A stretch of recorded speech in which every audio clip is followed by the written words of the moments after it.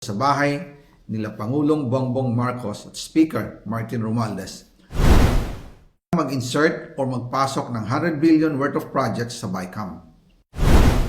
Sana po ay hindi nila ako mapatay bago ko mailabas ang lahat. Ginawa ko lang ang utos sa akin, pero ngayon, handa na akong harapin ang lahat. Ginagamit ng administrasyon ang buong resources ng bansa para tumahimik ako. That he will shoot me if I will talk. Gagamitin ako bilang panakipbutas sa kanilang kampanya laban sa korupsyon. Hindi na ako mananahimik, ilalabas ko ang lahat ng katotohanan. May resibo, may ebidensya, at may pangalan. Again, I informed the Speaker and asked clearance about the instructions ng Pangulo. At ang sabi niya, wala tayong magagawa. Kaya po nagtataka ako kung bakit sinasabi ni Pangulo na hindi niya makilala ang budget, samantalang lahat na binawas at dinagdag sa mga ahensya ng gobyerno ay humihingi ng approval sa kanya si Sec. Mina Pangandaman. Bago namin ginawa o tinapos ni Senator Chis Escudero during the BICAM. Sinabi pa ni Sec. Mina, everything is cleared with the President, basta importante, pasok ang pondo na request ng Pangulo. The following day, sinabi ni Sec. Mina, approve na si Presidente BBM sa lahat na binawasan na ahensya. Masaya na ang Pangulo dahil naipasok ang gusto niyang 100 billion insertion. Wala pong perang napunta sa akin. Lahat po ng insertion napunta sa ating Pangulo at Speaker Martin Romualdez. Ako lang at ang aking mga tao, sila Paul Estrada, Mark Tiksay, at ang aking mga security ang nag-deliver papunta sa bahay nila Pangulong Bongbong Marcos at Speaker Martin Romualdez sa North Forbes Park, South Forbes Park hanggang sa Malacanang. Yung mga deliveries po ay merong record ang aking mga tao. Totoo po yung sinasabi ni Orly Gutesa na nag-deliver siya sa Forbes Park.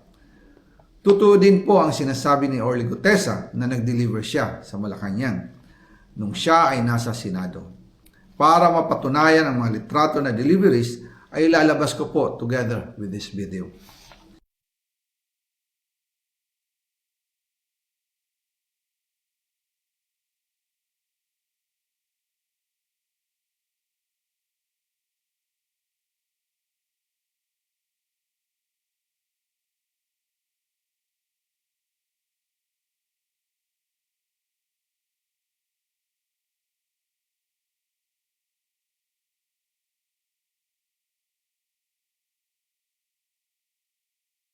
After po ng approval ng budget sa General Appropriations Act of 2025, nagtanong po ako sa DPWH kung magkano ang kailangan na ibigay sa Office of the President o ang SOP na bigayan.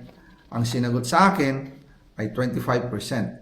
Ang ibig sabihin nito, 25% ng 100 billion ang SOP na kailangan ibigay kay BBM mismo.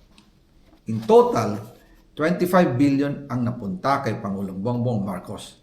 Kaya ngayon ay hinahamon ko si Ombudsman Remulla kung seryoso talaga siya sa mga sinasabi niya sa kanyang press release na idadamay niya pati si Martin Romualdez kung magbibigay ako ng ebidensya. Patunayan niya ngayon ang pronouncement niya. Imbestigahan niya ang Fraternity Brad at ang kanyang kaibigan na si Speaker Martin Romualdez kung talagang tutupad siya sa tungkulin niya. Imbestigahan din niya si President Bongbong Marcos. Sabi nga ni BBM nung SONA, let's do it right at mahiya naman kayo, hindi po ba?